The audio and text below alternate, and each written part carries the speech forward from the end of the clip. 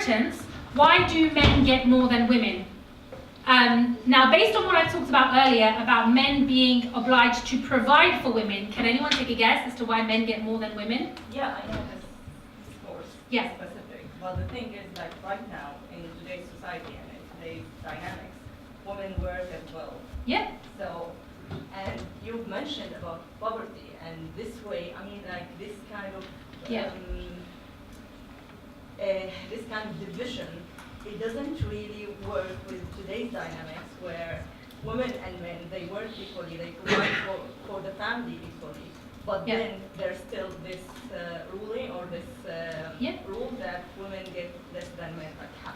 That's a valid question, and I will explain this. So the general rule is that men get more than women because they are obliged to provide for women. Just for anyone that doesn't know, I know you know, because they are obliged to provide for women with that inheritance money. So the wealth that they get, it's not for them to go and buy a Harley Davidson or whatever else. It's for them to actually spend on the women, and often what they get is liquid money. So if you look at the list of people that inherit, you actually have, as primary inheritors, you have more women in that list than men, and women actually inherit before men. So in other words, they tend to get things which relate to the stability of life, so houses, cars, things like that, and men tend to get the liquid wealth, the money, in other words, the things which are the wealth that is there to be spent.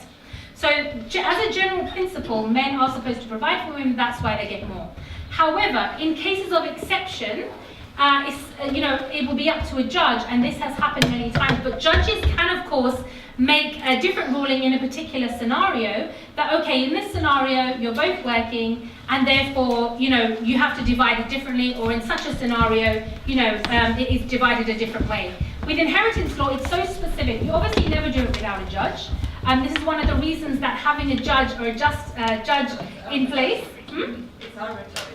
No, it's not arbitrary, but the thing is, if we don't maintain that as a general rule, if we don't maintain the fact that men have to provide as a general rule, I'm sorry to say, but men will become lazy, and over time, the next generations, men will start to forego this duty that they have to provide. They will say, well, the times are different, you go out to work, I'll go out to work, you come home and you clean the house as well, and I'm still getting, whatever. So this is why, if you wash your hands of these principles, we are creating a next generation where these things are no longer in place, where the hardships we are experiencing, we are then handing that down to the next generation because we don't enforce this. There is another point with regards to inheritance. Some people think that the amount of inheritance actually reflects the value of the person. Of course it doesn't, and I hope now that you see why.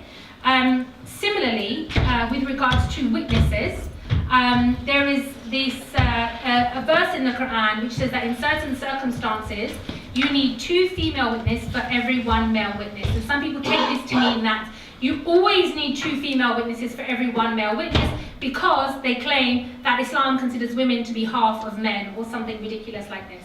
Now, if you look at the verse itself, the first thing it's stipulating is that this is only in, and this was only in at the time, financial transactions, and this was for a reason, and this was because it was not women's obligation to be involved in finance, in industry, business and trade, although many of them were, but because it was not considered their obligation, it was considered unfair to put that burden on women, that they should have the same witness testimony if she wasn't already an expert. If she was an ordinary, not an expert, but an expert in something else, it was considered unfair, and in that scenario you would need 2 female witnesses.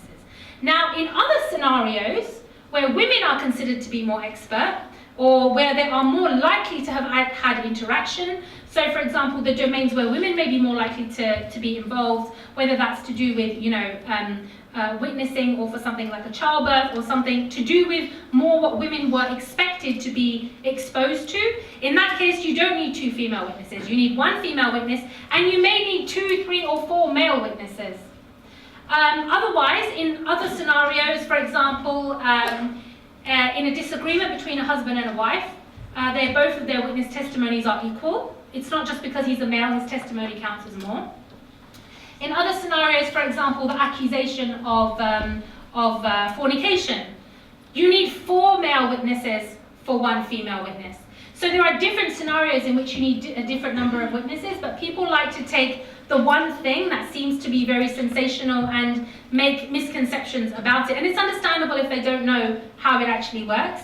But again, these are things which are brought about in the environment of an Islamic court. I think this is the only specific one that was mentioned in Quran. In that, but that verse itself speaks about financial transactions. Yeah, exactly. I know that, but yeah. the other variations, I haven't heard them in Quran or well, this is came because across them in Quran where women are taken as equal. This is because it comes from hadith, and also in the Quran, I mean, there are many instances in which men and women's testimony is taken as equal. So, for example, even something as simple as God saying, you know, the one of you is as the other. The doer, the female doer is the same as the male doer. The truthful female, the truthful male, they are one and the same. So there is no difference. The hadith is designed to expand upon the Quran. Can I just add to that? Absolutely. The lady's asking, but you can correct me if I'm wrong. Yeah, absolutely. Interesting question in terms of, you know, women nowadays earning as well as men, and yet the rules are the same.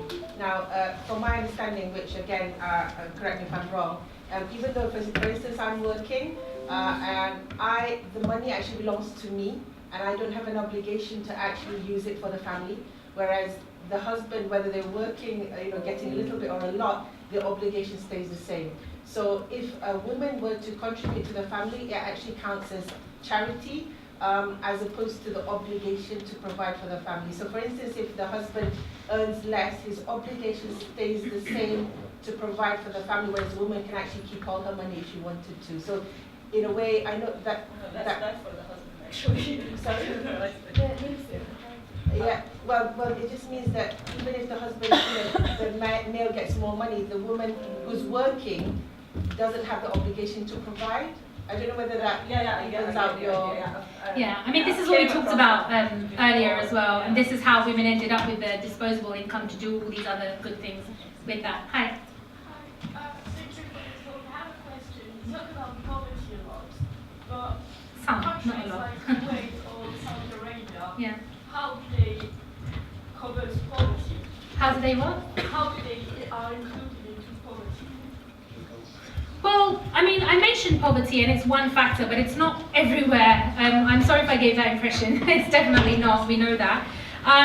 In countries, certain countries, they don't still have, even if there's no poverty, there is still sometimes a very large wealth gap, but also the problem with the economic systems. Do you remember I talked about how Islam has a different approach to every single aspect, not just on social, but the economic and the political.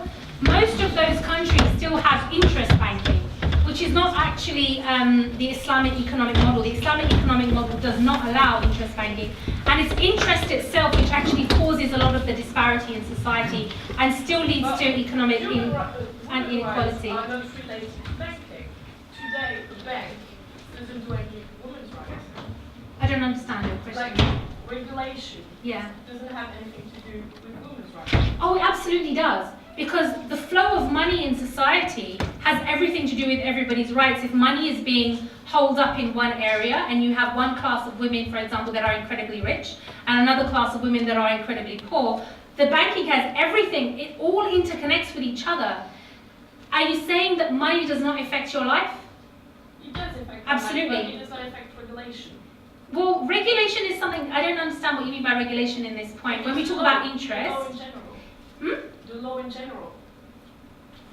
No, I think. The law in general, like law doesn't affect... No, the law isn't affected by banking.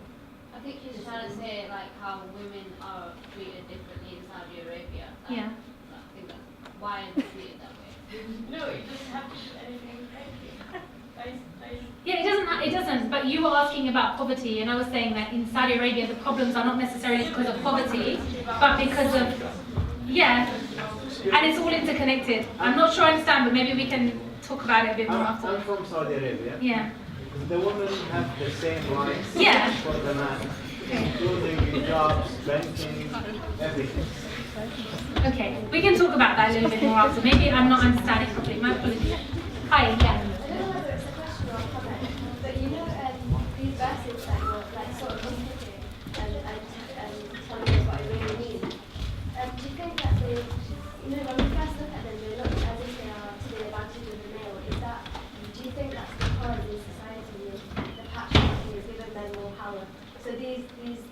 verses we interpret with a patriarchal interpretation rather than a fair one as Islam originally? Well, I think the reality is that we don't study it enough, because actually when we actually look at the views of scholars, a lot of the time, the majority of the time, they're not patriarchal or out to kind of disadvantage women. In fact, there's one scenario in which one woman narrated hadith. So the Prophet ﷺ told this one woman that in her particular case of separation from her husband, in her case, she wasn't entitled to alimony, so she wasn't entitled to upkeep from her husband. And this woman, in her sincerity, narrated this, and she said that when women divorce, they're not entitled to alimony. And other male scholars who also had legitimate narrations, and Aisha radiallahu anha, specified that her situation was not universal, it was only her situation. And they went out of their way to say, no, women actually divorced do get alimony, and they, you know, especially if they have kids. And so in that scenario, they could have very easily said, yeah, okay, let's go with that, you know, yeah, you get nothing because you said the Prophet said so. So sometimes I think we look at it with this lens because we don't know our books anymore. You remember how I talked about the amputation of our understanding of Islam? And as soon as we start to study Islam, we see these things on the surface. They're not buried that deep at all. But it's just because we don't have that familiarity with it as much at the moment, although that is, you know, growing again. And we do have so many female scholars, even today. You just don't hear about them because they don't want to be out in the forefront. I'm a part of, I'm not a scholar myself, but I was very graciously added to a network of scholars, female scholars. And in this little group, there's like 80, 90 female scholars. It's like, it is just a little WhatsApp group, and they're all, you know, trained and qualified. So there's so many out there, but they just don't feel the need quite correctly, you know, to put themselves on posters. Obviously, we need to find ways to be able to access this resource and to understand our religion better, but we shouldn't just presume that because we don't hear about female scholars that they were never part of it or that they don't exist. And a lot of our misconceptions do come from the fact that we don't know our own, you know, text as familiar as we should. Should we take one more? Okay. So my question will be a little long. Okay, it's always the way. So towards the end, you mentioned that people who ask for power shouldn't be given power because corrupt people tend to gravitate towards power. But what about people who are willing to take on the responsibility that comes with power for a just cause? Aren't people expected to actually take on some kind of responsibility in order to use the power that is intended to be used in a certain way for that? Yeah, absolutely. So that's a good question. So the question is, if people are not are discouraged from seeking power for themselves, what if people actually want to exercise a sense of responsibility and do something justly for society, like they want to serve society? Now, this impetus to want to serve society and have that responsibility, this is actually something that, you know, I mentioned in the beginning, as Muslims are all meant to be problem solvers. This is something that every single Muslim, regardless of their position in society, should actually be doing. And so, for example, someone that wants to be an advisor, even a woman, if she wants to advise the ruler of a nation, this is something that she can do. If somebody wants to take a position because they have skills and they have the ability, but they don't want authority over people, they just want to be able to contribute what they can, there's no harm in that. And that's actually something that everybody should be doing. The only exception is the role of the leader of the state, the leader of the nation overall. And the reason for that, I'll expand it a little bit more. The leader of the state, one, he gets no special privileges, no special salary. He would actually be paid whatever he was paid in his last job, so only a compensation. He has the burden of actually being accountable for each and every person in society. He doesn't get to decide from his own creativity about how problems should be solved. Others have to advise him, and he has to basically facilitate or just, you know, enable that, basically administrate. So he doesn't come up with the rules from himself. He is obliged to consult or shura with those advisors around him. So his position is not necessarily the creative intellect or somebody that is, you know, really wanting to do that. Rather, that position is really reserved for every other Muslim in society. And the one at the top is the one that carries the most burden because they're accountable for every little detail. Shall we continue that afterwards, if you don't mind, if there's more? Sure. Yeah.